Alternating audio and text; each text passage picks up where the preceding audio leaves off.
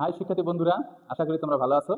আগের ক্লাসে আমি তোমাদেরকে সমকোণী ত্রিভুজের তিনটি কোণ, সেই সাথে তিনটি বাহু সম্পর্কে সুন্দরভাবে আমি বুঝিয়েছি, তোমাদেরকে পরিচয় করিয়ে দিয়েছি এবং সেখান থেকে কি করে 6টি অনুপাত পাওয়া যায় সেটি আমি সুন্দর করে তোমাদের আমি দেখিয়ে দিয়েছি। যে সাইনের অনুপাত, কসের অনুপাত, ট্যানের অনুপাত, কসেক থিটার অনুপাত, সেকের অনুপাত, কটের অনুপাত সুন্দর করে আমি তোমাদেরকে দেখিয়ে দিয়েছি। শিক্ষার্থী বন্ধুরা, আজকে আমি তোমাদের জন্য আরেকটি বিষয় নিয়ে এসেছি, সেটি হলো ত্রিকোণমিতিক অনুপাতগুলোর মধ্যে সম্পর্ক, ত্রিকোণমিতিক অভেদ। এই যে এখানে 6টি অনুপাত তোমরা দেখতে পাচ্ছ, সেই এদের মধ্যে কি সম্পর্ক আছে সেই বিষয় নিয়ে আমি তোমাদের বোঝানোর চেষ্টা করব। তোমরা একটু মন দিয়ে শোনো, আশা করি বুঝতে পারবে এবং অবশ্যই তোমাদের এটি ভালো লাগবে যদি তোমরা এটি বুঝতে পারো। শিক্ষার্থী বন্ধুরা, প্রথমে আসি এই যে ট্যানকে নিয়ে একটু দেখি। হ্যাঁ, ট্যানের অনুপাত আমরা দেখি। ট্যানের অনুপাত কি? ট্যানের অনুপাত হলো ট্যান থিটা সমান সমান লম্ব বাই ভূমি। শিক্ষার্থী বন্ধুরা, এখন যদি আমরা এই দুইটি অনুপাতকে যদি আমরা অতিভুজ দিয়ে ভাগ করি, কি দিয়ে ভাগ করব? অতিভুজ দিয়ে যদি ভাগ করি তাহলে কি আসবে দেখি। লম্বকে আমরা অতিভুজ দিয়ে ভাগ করি এবং ভূমিকেও আমরা অতিভুজ দিয়ে ভাগ করি।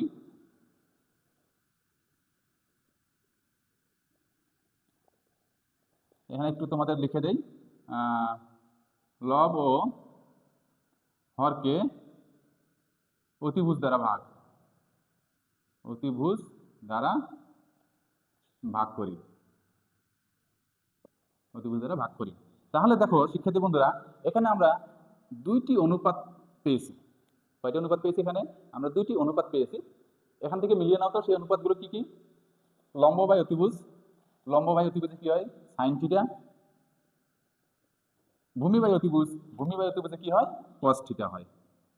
সুতরাং আমরা লিখতে পারি টেন থিটা সমান সমান sine theta by cos theta, অর্থাৎ টেন থিটার সঙ্গে কি আছে? সাইন থিটা এবং কস থিটার অনুপাত আছে। এই যে তাদের মধ্যে সম্পর্ক। একইভাবে যদি আমরা কট থিটাকে নেই, কট থিটাকে যদি আমরা নেই, কট থিটা, এটার আমরা অনুপাত জানি। কট থিটা হলো ভূমি বাই লম্ব। এখন একইভাবে এটিকে যদি আমরা অতিভুজ দ্বারা ভাগ করি, অতিভুজ দ্বারা ভাগ করলে কি হবে? আমরা ভাগ করে দেই, দেখি। ভূমিকে আমরা অতিভুজ দ্বারা ভাগ করে দেই, অতিভুজ। লম্বকে আমরা অতিভুজ দ্বারা ভাগ করে দেই, অতিভুজ। তাহলে এখানে আমরা দুইটি অনুপাত পাই। দেখো তো এই দুটি কিসের অনুপাত? ভূমি বাই অতিভুজ। ভূমি বাই অতিভুজে কি হয়?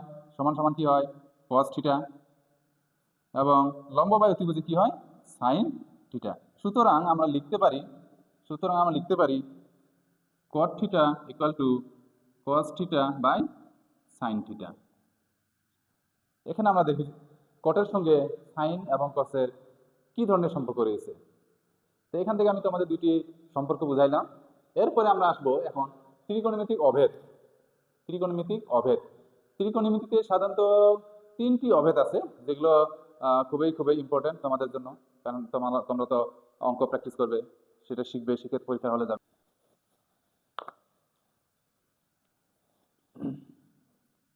এক নাম্বার অভেদ, sine square theta plus cos square theta সমান কি হয়? আমরা এটার সমান কি হয় দেখি। আমরা এটার অনুপাতগুলো লিখি। সাইন সাইন থিটার অনুপাত হলো লম্ব বাই অতিভুজ, তাদের উপরে কি আছে? স্কয়ার আছে। কস থিটার অনুপাত হলো ভূমি বাই অতিভুজ, তাদের উপরে কি আছে? একটি হোল স্কয়ার আছে। এখন এটি যদি আমরা ভেঙে ভেঙে দেখি, ভেঙে ভেঙে যদি লিখি তোমাদের বোঝার জন্য এটাকে ভেঙে ভেঙে লিখি। অতিভুজ স্কয়ার প্লাস ভূমি স্কয়ার বাই হলো অতিভুজ স্কয়ার। শিক্ষার্থী বন্ধুরা, দেখতে পাচ্ছ তোমরা এখানে দুটিকে যোগ করতে হবে। তো যোগ করতে হলে আমাদের কি করতে হবে, লসাগু নিতে হবে। ভগ্নাংশের নিয়মে লসাগু নিতে হবে। দুটি ভগ্নাংশ হ্যাঁ যোগ করতে হলে কি করতে হয়, আমাদের সর্বপ্রথমে হরদের নিয়ে লসাগু বের করতে হবে। তাহলে এখানে অতিভুজ স্কয়ার এবং অতিভুজ স্কয়ার এই দুটি হরের লসাগু কি হবে আমাদের, অতিভুজ স্কয়ার। অতিভুজ স্কয়ার একই নিয়ম আমরা ওই নিয়মে যাই, ভগ্নাংশ যোগের নিয়মে। সেখানে বলা আছে যে কি করতে হবে, হর দিয়ে এটাকে ভাগ করতে হবে। একই রাশিকে একই রাশি দিয়ে ভাগ করলে ভাগফল কি হয়, 1 হয়। তাহলে অতিভুজকে অতিভুজ দিয়ে ভাগ করলে ভাগফল আসবে 1। 1 দিয়ে লম্ব স্কয়ারকে গুণ করলে গুণফল হবে লম্ব স্কয়ার, প্লাস একই রাশি দিয়ে একই রাশিকে ভাগ করলে ভাগফল হবে 1, অর্থাৎ অতিভুজ স্কয়ার দিয়ে অতিভুজ স্কয়ারকে ভাগ করলে ভাগফল হবে 1। 1 দিয়ে উপরে ভূমি স্কয়ারকে গুণ করলে আসবে ভূমি স্কয়ার। শিক্ষার্থী বন্ধুরা, এখানে লম্ব স্কয়ার প্লাস ভূমি স্কয়ার সমান সমান কি পাই আমরা, অতিভুজ অতিভুজ স্কয়ার। এটি তোমরা পিথাগোরাসের উপপাদ্য থেকে তোমরা পেতে পারো, পিথাগোরাসের উপপাদ্য। এর পরবর্তীতে আমি এই পিথাগোরাসের উপপাদ্য নিয়ে তোমাদের সামনে আসব। আচ্ছা, নিচে আছে অতিভুজ অতিভুজ স্কয়ার। শিক্ষার্থী বন্ধুরা, অতিভুজ স্কয়ারকে অতিভুজ স্কয়ার দিয়ে, অর্থাৎ একই রাশিকে একই রাশি দিয়ে ভাগ করলে ভাগফল হয় 1, অর্থাৎ এটাকে এটা দিয়ে ভাগ করলে ভাগফল হবে 1। সুতরাং আমরা কি লিখতে পারি, সুতরাং আমরা লিখতে পারি sign square theta plus cos square theta equal two কি, 1। তো এটি হলো একটি অভেদ, ত্রিকোণমিতিক অভেদ, যে sign square theta plus cos square theta equal two কি হবে, 1 হবে। একইভাবে আমরা এটিরও অভেদ বের করতে পারি, সেক স্কয়ার থিটা। 2 নাম্বার হলো সেক স্কয়ার থিটার অভেদ বের করি। এই যে সেক স্কয়ার, সেক থেকে আমরা সেক স্কয়ার থিটা নিয়েছি, এটার অভেদ আমরা বের করব। তাহলে সেক থিটার অনুপাত হলো অতিভুজ বাই ভূমি। তাহলে যদি স্কয়ার আছে আমরা এখানে স্কয়ার দিতে পারি, হোল স্কয়ার দিতে পারি। সমান সমান আমরা কি করতে পারি, এটাকে ভেঙে এভাবে দেখাইতে পারি, অতিভুজ স্কয়ার নিচে হলো ভূমি স্কয়ার। শিক্ষার্থী বন্ধুরা, এখন আমরা এখানে এই অতিভুজের আমরা কি পিথাগোরাসের সূত্র আমরা থেকে জানি যে অতিভুজ স্কয়ার সমান সমান কি, তোমরা জানো যে লম্ব স্কয়ার প্লাস ভূমি স্কয়ার। তাহলে আমরা অতিভুজ স্কয়ার সমান সমান আমরা কি লিখতে পারি, লম্ব স্কয়ার প্লাস ভূমি স্কয়ার। এখানে লিখতে পারি পিথাগোরাসের উপপাদ্য।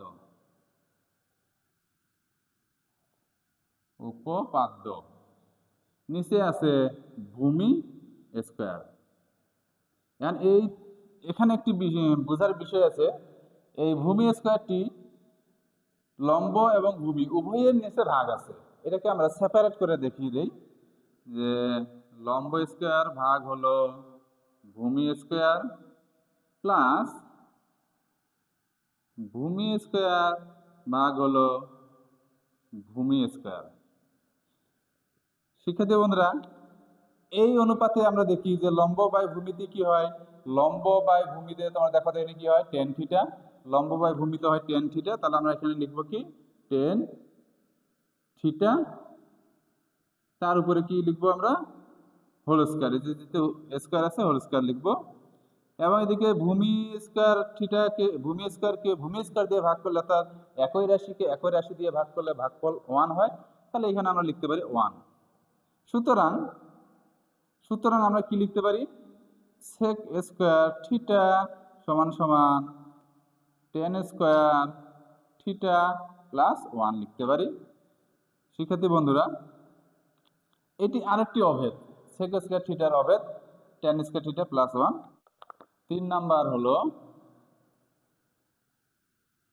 কোসেক স্কয়ার থিটা, এর অনুপাত হলো অতিভুজ বাই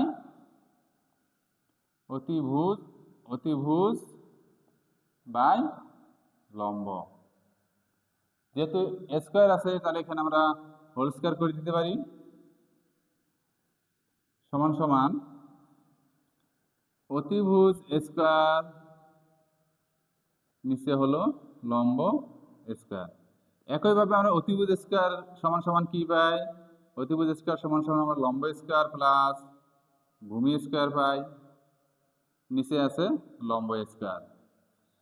শিক্ষার্থী বন্ধুরা, লম্ব এবং ভূমি উভয়ের নিচে লম্ব ভাগ আছে, সুতরাং এখানে আমরা কি করতে পারি, এটাকে আমরা আলাদা করে দেখিয়ে দিতে পারি। লম্ব স্কোয়ারের নিচে লম্ব স্কোয়ার প্লাস ভূমি স্কোয়ারের নিচে লম্ব স্কোয়ার আলাদা করে আমরা দেখিয়ে দিলাম। তাহলে এটি একটি অনুপাত এবং এটি একটি অনুপাত, এই দুটি অনুপাতে মিল আছে। দেখো লব হরে মিল আছে, একই রাশিকে একই রাশি দিয়ে ভাগ করলে ভাগফল 1, তাহলে এখান থেকে আমরা 1 পাবো। প্লাস ভূমি বাই লম্ব, ভূমি বাই লম্ব সমান আমরা কি পাই? কট থিটা পাই। তাহলে এখান থেকে আমরা কট স্কোয়ার থিটা পাই, যেহেতু স্কোয়ার আছে আমরা কট স্কোয়ার থিটা বসিয়ে দিলাম। সুতরাং আমরা কি লিখতে পারি? cosec square theta equal two 1 plus cot square theta. আরেকটি অভেদ আমরা পেলাম, cosec স্কোয়ারের থিটার অভেদ পেলাম। এটাকে আমরা পক্ষান্তর করে আরো দুটি অভেদ আমরা এখান থেকে পাবো।